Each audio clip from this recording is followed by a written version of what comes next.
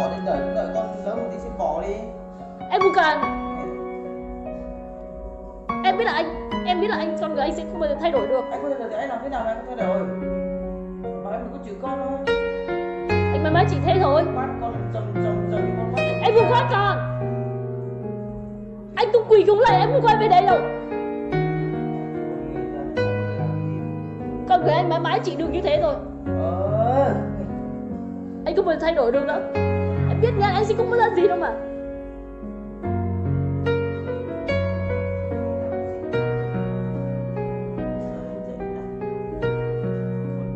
Bố chị ở đâu? Con ra thì cần được thật kìm mà bố chị hay con đi à? Thì anh bảo cái nào cái gì mà cần phải nói. Anh không cần nói đâu mà.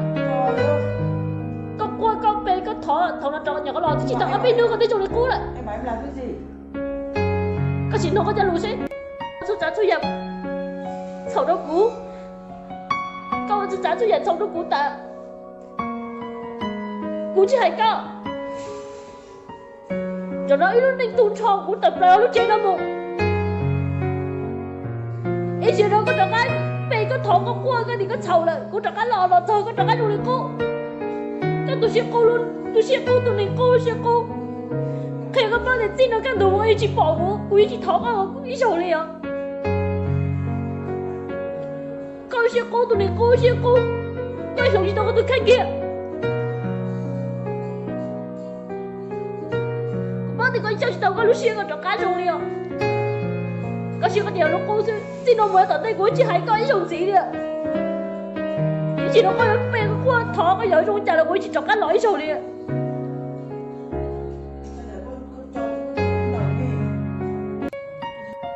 Sợ hết đời là được rồi. Sợ là được rồi.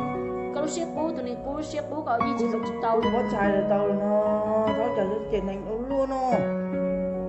Chửi con, chửi bố. Chả thế nào, chả thế nào. có gì bao thì cậu một sầu cho ta thu nhận cho cô thỏ con mày có qua chính là cứ chưa có cái tuổi của thiên lo nó cho chính có bên nước còn tôi chỉ tao bên nước còn tôi lòng chỉ tao tôi chụp bự nó con lại có cho cái thằng cô lại cô chả nó.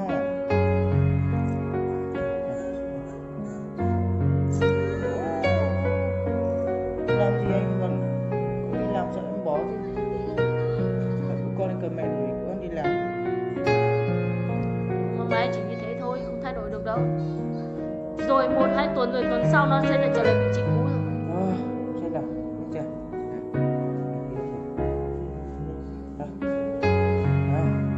Đi rút giá thu nhập sầu đâu cũ cậu rút giá thu nhập sầu đâu cũ ta cũ chỉ hay cậu cho nó nó định tuôn cho cũ tập ra lúc chơi nó mù ý chuyện đó con trò cái về con thỏ con cua cái thì con sầu lại con trò cái lò thôi con trò cái đồ này cô cái tôi siết cô luôn tôi siết cô tụi mình cô siết cô khi các bạn để tin nó càng đủ ấy chỉ bỏ cô ấy chỉ thỏ con ý sầu liền con siết cô tụi mình cô siết cô cái sầu gì đâu có tôi khách kia các bạn thì có sao chỉ đâu có lúc siết con trò cái sầu liền có siết cái điều nó cô xin nó mới tận đây cô chỉ hay có ý sầu gì đi ạ chỉ nó có về cái thỏ cái giỏi trong chả là cô chỉ trò cái lõi sầu liền